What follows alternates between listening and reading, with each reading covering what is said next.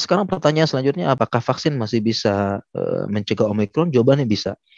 Ya, terutama vaksin booster. Ya, kalau sudah di booster. Oleh karena itu sangat disarankan teman-teman yang sudah vaksin 2 kali kalau bisa booster.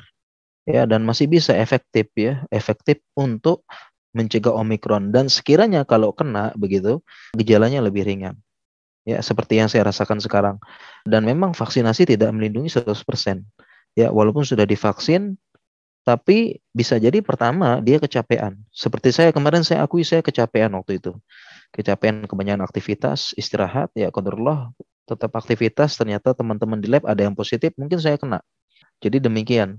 Ya, kemudian yang kedua, yang namanya kan kita ini kan vaksin ya. Yang namanya vaksin itu adalah pemberian kekebalan secara pasif. Nah, yang namanya pasif lama-lama menurun. Antibodinya menurun-menurun sehingga dibutuh di booster. Jadi vaksin masih bisa. Oleh karena itu ini adalah salah satu ikhtiar kita bagaimana caranya supaya bisa vaksin.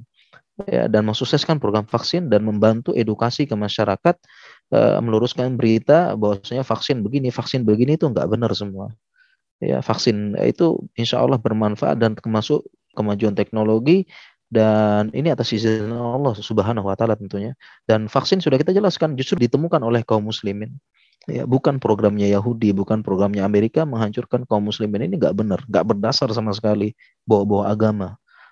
Nah, ini data vaksin. Kalau kita lihat di sini, semakin hijau, semakin banyak apa cakupan vaksinnya. Kalau kita lihat nih negara-negara Eropa yang paling hijau, justru negara-negara maju ya, itu vaksinnya itu malah cakupannya tinggi. Dan kenapa? Karena mereka sadar bagaimana pentingnya vaksin.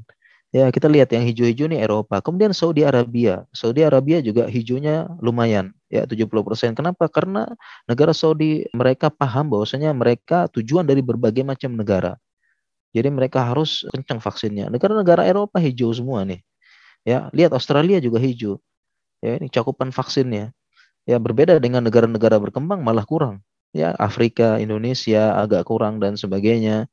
Ya, justru informasi yang menyebar itu adalah kalau di Indonesia vaksinasi menghancurkan umat Islam, di India vaksinasi menghancurkan umat Hindu, di Afrika beberapa negara Kristen vaksinasi menghancurkan umat Kristen.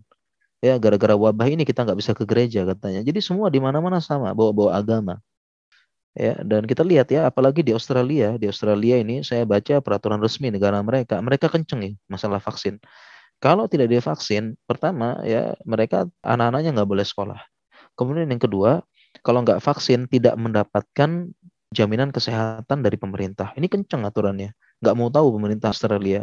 Dan itu bisa diterapkan oleh beberapa negara dengan educated people yang tinggi. Sedangkan kalau beberapa tempat ini nanti malah apa ya, malah dituduh pemerintah macam-macam dan sebagainya seperti itu.